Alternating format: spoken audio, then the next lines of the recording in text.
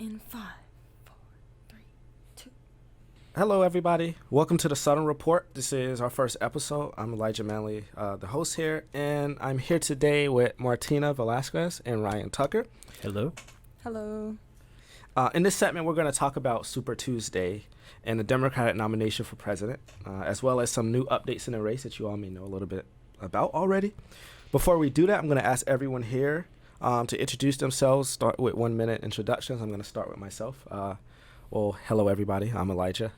And you may know a little bit about me, those of you that follow me on social media. You may know a little bit about me from the whole Bloomberg scandal thingy that went on down here, where Bloomberg offered me $6,500 a month to work for him, and I turned it down. You might also know a little bit about me from my campaign for school board in Broward County, where I got 43,000 votes. Or the fact that I'm running for the Florida House of Representatives. But if you don't know anything about me from those areas, I'm a Fort Lauderdale resident. I'm 21 years old. And I've been trying to start a podcast for a long time, and we're never able to do it. But I thought, well, everyone has an opinion, but not everybody records their opinion and put it on the internet. So, and there's a lot of people out there that do that. So I just wanted to do that and start expressing, my views on topics and getting other people's views on these topics as well. And that's a little bit about me. So if you want to know some more, keep tuning in all of our episodes, and we'll take this over to Ryan. Or all right. Whoever wants to go first. We'll let Martina go. You can go. You're good. Okay. Well, hi everybody. I'm Ryan. I guess I am the resident old person on this podcast, even though I'm only 25. I work in healthcare IT as a full-time job, and I've just been increasingly interested in politics. I actually found Elijah on Twitter because of his, whole offered $6,500 from Bloomberg. But basically just looking to get a little bit more involved, kind of get my voice out there. And really, I'm just kind of here to learn and hear other people's perspectives and just talk about things. The infamous Martina. Oh, okay. So, hi, my name is Martina Velasquez. I'm a 16-year-old youth activist. I work mainly on climate reform. I started the Extinction Rebellion youth group here in South Florida.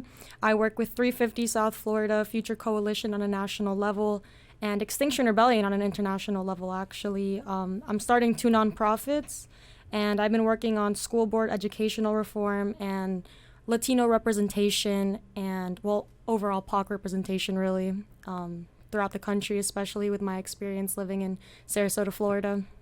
The rural area of America. It's a whole city. Yeah, we're still experiencing so much oppression. And remind people how old you are. I am 16 years old. She says, That's why I feel old. And Ryan, I'm not even going to ask you your age. I don't know if I'm... 25. Okay. Which is not old, That's not but, old at but all. it's old in the room. He's 25. Yeah. It's He's okay, 25, my mom's guys. outside. He's 25, I'm 21. But we're going to jump right into it. As we know, you guys, good morning out there. It is Super Tuesday in America, March 3rd. And there is a lot going on. Is that my alarm? I think it was. I don't know. That's Martina. Oh my gosh.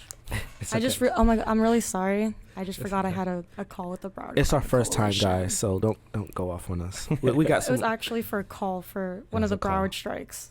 Oh? She's at work here. Yeah, all the time. But it's Super Tuesday. We're going to get right into Super Tuesday, everybody. Mayor Pete's withdrawal shook up the entire race yesterday, or on Sunday, and Senator Amy Klobuchar, who dropped out yesterday. And we want to talk a little bit about that. But first, I want to show you guys the first clip. If Deanna could show clip 1, is of Mayor Pete's withdrawal. So tonight, I am making the difficult decision to suspend my campaign for the presidency. I will no longer seek to be the 2020 Democratic nominee for president, but I will do everything in my power to ensure that we have a new Democratic president come January.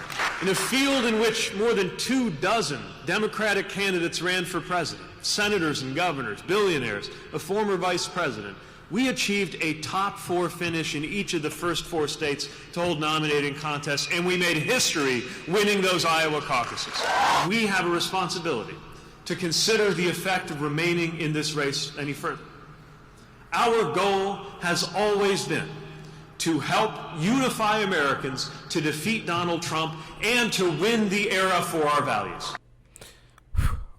Well, I don't know where to start. I wish I could say I was surprised, but You want to start, Elijah? Yeah, sure. I mean, I called it a few weeks ago. I said this guy has 0% black support. After South Carolina, there's no way for this guy to get anywhere, you know.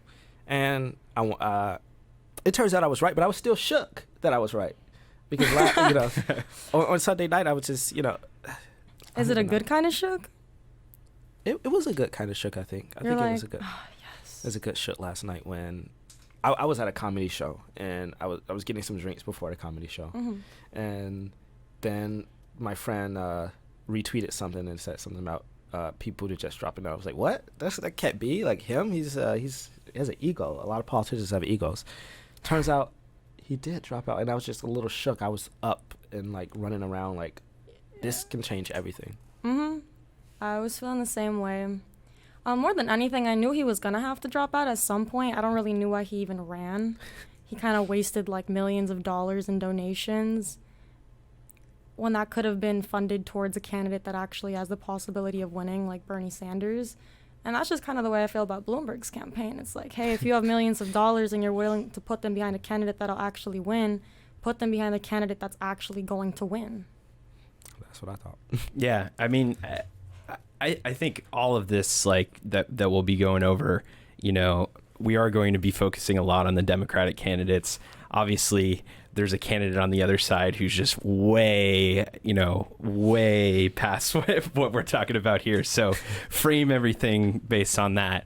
But I think it was disappointing to see Pete go from, you know, somebody who's supporting something like Medicare for All to really kind of just being a typical politician, looking at some of the numbers, figuring he can jockey for a position and not support Medicare for All, but instead say Medicare for all who want it. Which really kind of defeats the whole purpose. You need a single payer system if you're really going to go for it in terms of government funded healthcare. But I think it wasn't surprising that he's going to drop and endorse Biden. It seems like it's really the moderates versus the progressives here. And I don't even know if you could say it's the moderates versus progressive because, you know, Elizabeth Warren is still in it, even though she really hasn't performed. See, I'm still trying to grapple with this because Senator Klobuchar dropped out too, and you know there's been this whole Stop Sanders movement for a long time where we have to, you know, stop the guy who is leading in somehow, and you know I know I'm gonna get into that a little bit more, but this whole moderate versus it's not even a moderate thing anymore. It's like a anti-democratic thing. It's like we want to stop this candidate and we're willing to use superdelegates to do it.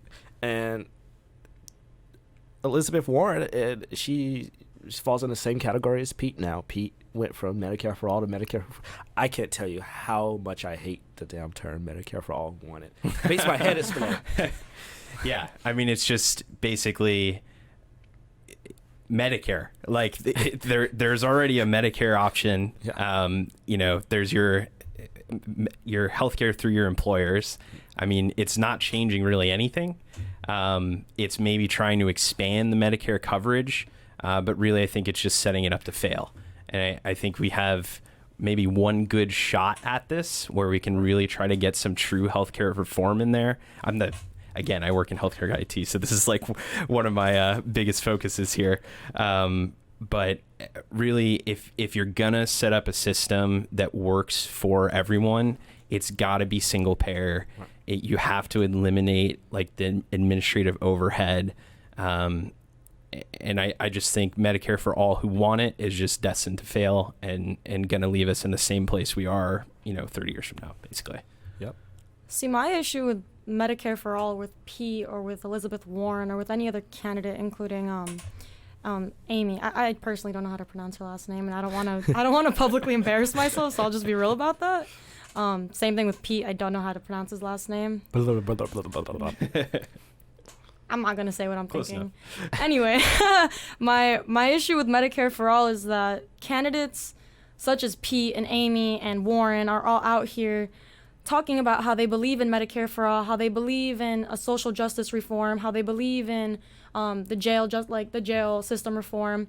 But in reality, they haven't actually done anything about it, and they're standing behind Biden after dropping out of candidacy, who definitely does not stand for any of these issues. And you can see that through his politics.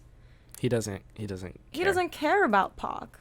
None of these people care about PAC because they're not PAC. And I'm not saying that Bernie Sanders is a person of color, but he's somebody that comes from a Jewish background of culture. So he understands that there needs to be certain boundaries, that there needs to be certain legislation and like protection against certain communities that are experiencing such backlash from the government. And the same people that are going into power, like, we're just voting them into power. But at the end of the day, they don't care. They don't care. And you can see that with Medicare for all.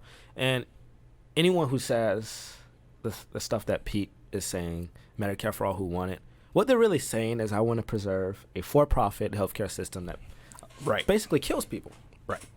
And we see a correlation between their talking points and a decline of their campaign with Elizabeth Warren. She was, in October, everybody thought she was going to be the nominee. She's the head.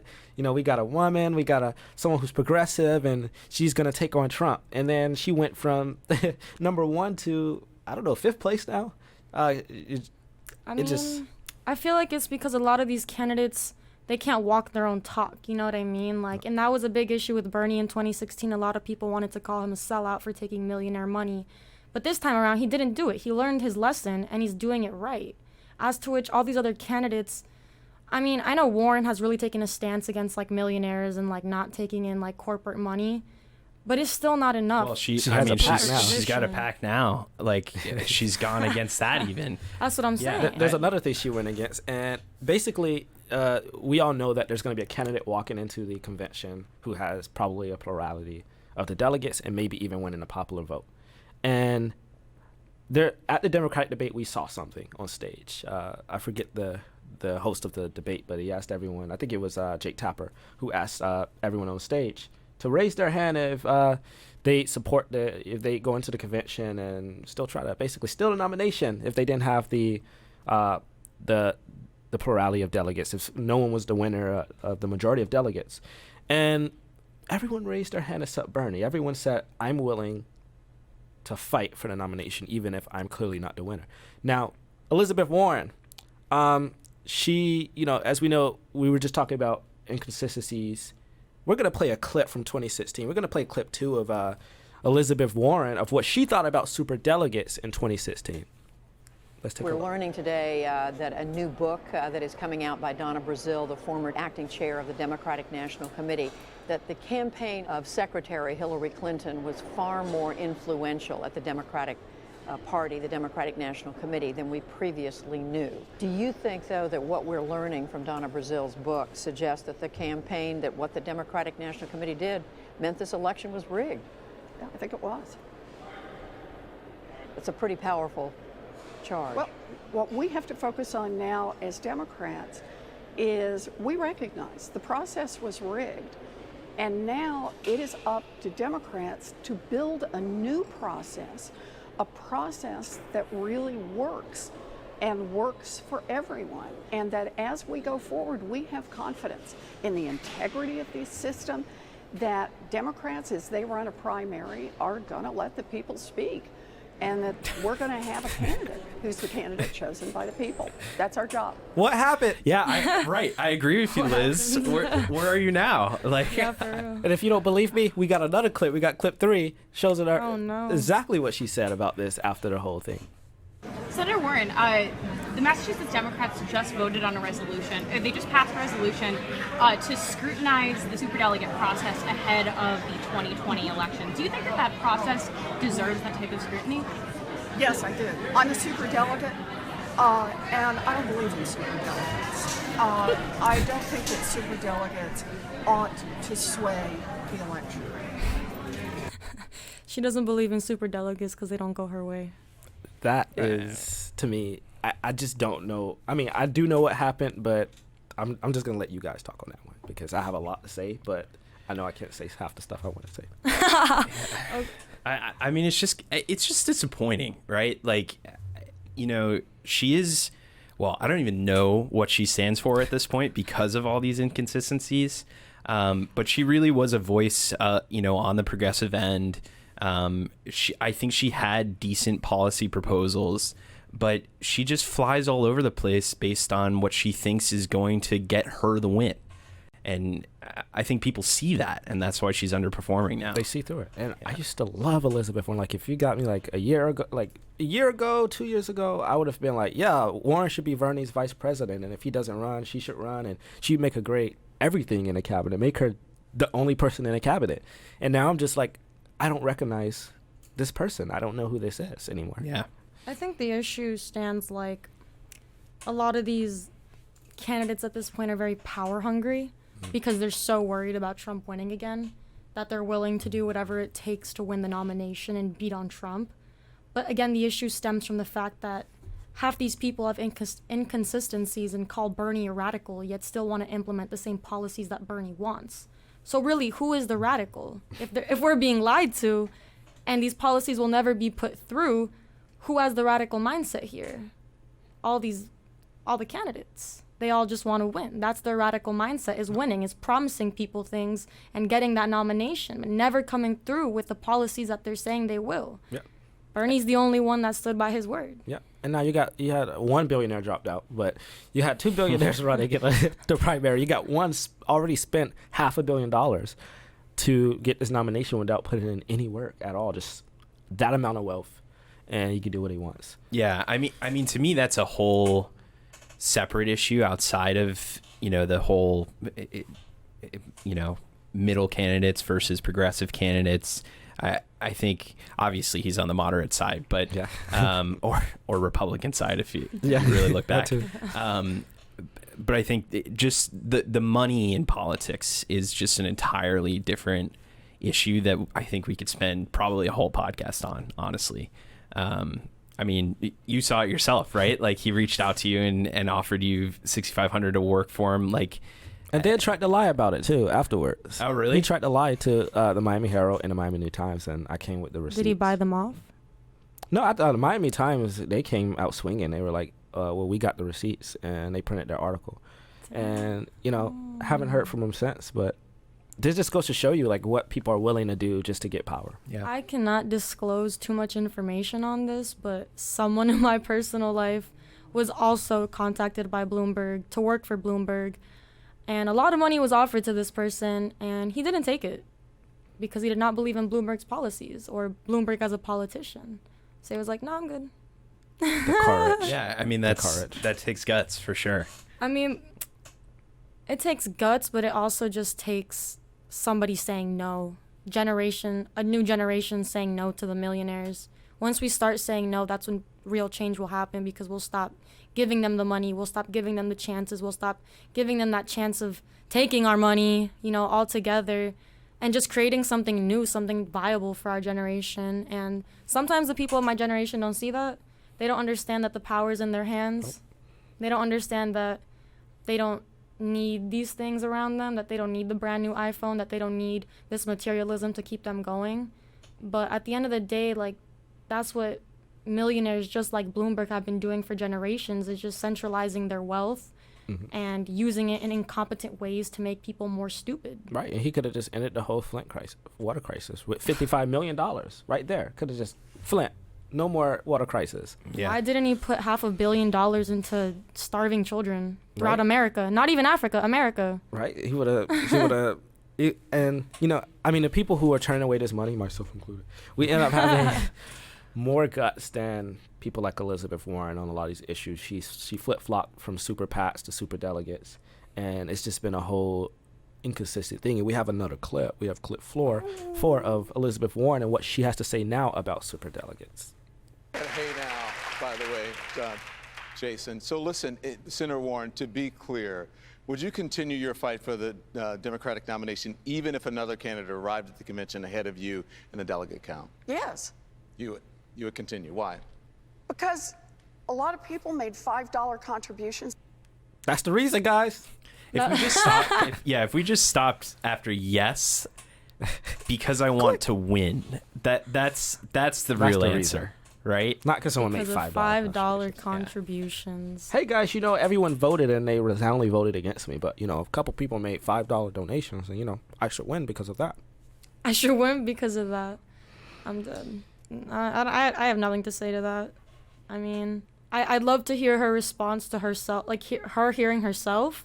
That's the only answer I have to that. She that knows clip. it's a bunch of BS. Of course she knows, but that's why you just gotta play it over. I mean, I'm sure she watches it over at home. Like she got the VCR. Like she's just like, not the VCR. What is it called? I don't know. I'm not tech friendly. DVR. The DVR. That.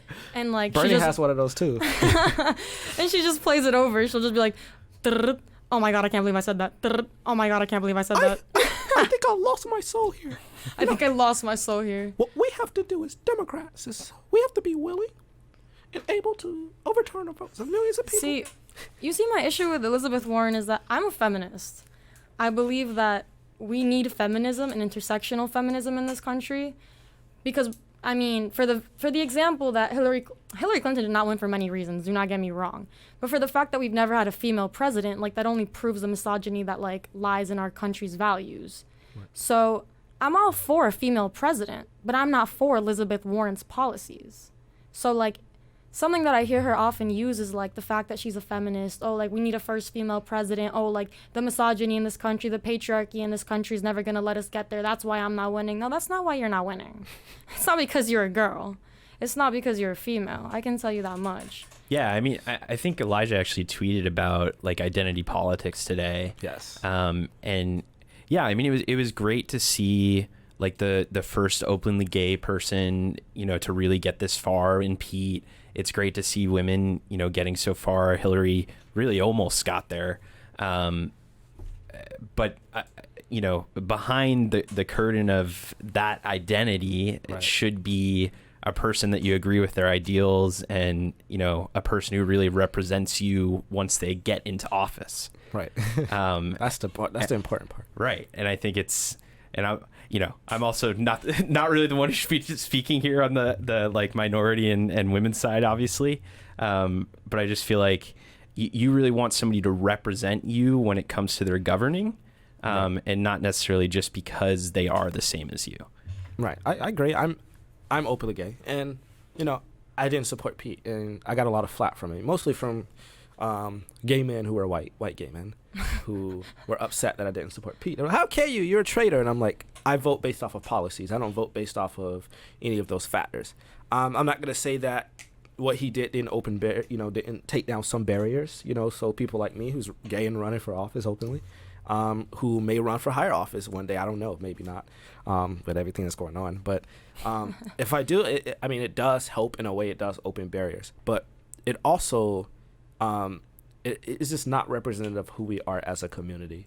As a community, we're very forward, we're very progressive, and we fight the fights that are not done. And a lot of Pete's policies, it wasn't intersectional, it wasn't inclusive. It didn't talk about the struggles of gay black men, non-binary and transgender people. It did not talk about people who are living with HIV. It wasn't talking about any of those issues, really. It was really vote for me because it's my turn and I'm privileged, and it's just, that's not the type of politics we want. And it's the same with Elizabeth Warren. Vote for me. Exactly. That's exactly what I was gonna get into, and I'm gonna go on a little ramble for half a second. But Let's do it. Coming to identity politics, I identify as a non-binary, pansexual, Hispanic, future politician, and that's a lot for some people to just mouth, even just for myself. And I am not a black person, but I come from a brown family, and I understand the concept of having a brown skin tone, having a darker skin tone. I live in a black community in Sarasota, Florida. I understand the oppression that black people are experiencing in this country despite their ethnic background, whether it be African American or Hispanic or even Muslim, you know what I mean? There is all different types of skin color. But my point being is that I'm standing for Latino students and Latino youth, but that does not disregard the African American youth or the Muslim and Islamic youth or all POC Right, youth, like we gotta just like group together. And sometimes I see a lot of like POC youth, like despite their ethnicity, kind of turn their backs on each other, and like not be intersectional and only fight for what their people are going through, and that's destructive. That's a destructive mentality that we're giving each other. And there's a whole other side to intersectionality too that I might get some flack from this from some of my more radical viewers. But the other side of intersectionality is it got to be intersectional for everybody, and I say that includes some of the white kids too. And, definitely. And you Thanks, already Elijah. know this. For Ryan. Like I know you probably already know this. We already know this. But there's a lot of poor white people out there. Yeah. And income disparity, I mean, affects all walks of life. Right. And that's Right. So you gotta have that identity lens, but you gotta also have that class lens. Exactly. And that's not what Elizabeth Warren has. That's not what Pete Buttigieg had at all, or any of the other candidates. See, the thing is that like you can be a minority and live in a privileged situation. Absolutely. The biggest issue in this country is that we are constantly judging each other for the tone of our skin or our sexuality or who we're kissing or where we go to school or where we live. But at the end of the day, like it's just a class issue. Right. We're judging each other based off our class. Because again, I live in a historically black neighborhood in Sarasota, but it has also been historically known for its wealth disparity, and there's a lot of white people that live in that area as well. And many of those people are Trump supporters because they believe in his economic stance, thinking that, he's going to help the white lower income class. Right.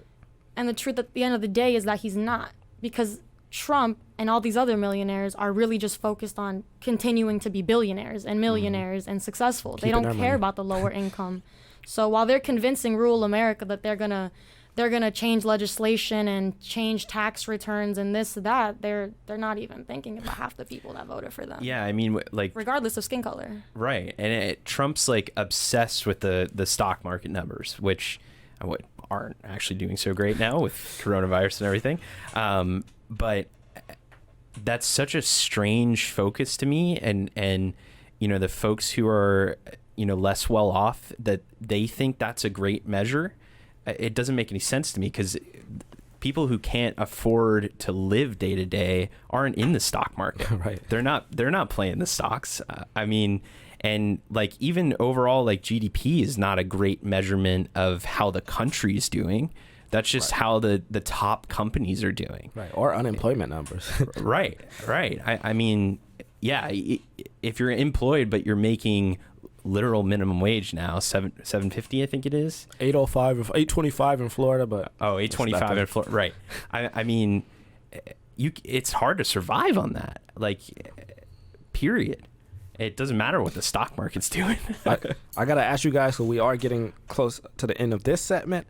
What do you guys think about Super Tuesday tonight, or what we're going to see coming out of these returns? What should we expect now that Pete and Amy are out? Will this hurt Bernie? Will this help Bernie? Will we see, Joe Biden rise out of the dust, Elizabeth Warren come out of the ground?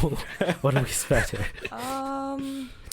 Honestly, I think the fact that Amy and Pete both aren't going to, well, I know Amy already endorsed Biden, and Pete is probably going to be doing the same. He did last night. Yeah. He did. Yeah, he did. That's what I was saying. Oh, he did? Yeah, he was at the rally and everything. I don't know if it was the same rally as Amy, but I just totally forgot about them guys. I'm like, I kind of saw it coming. Yeah, they're both endorsing Biden.